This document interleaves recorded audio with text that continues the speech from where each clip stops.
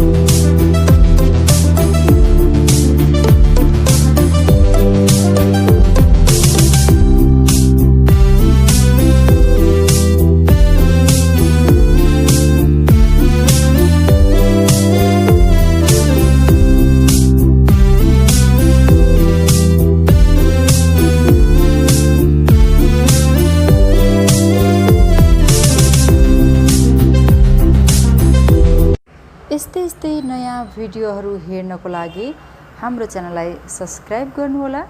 साथै भिडियो मन परेमा लाइक र शेयर गर्न पनि नबिर्सनुहोला।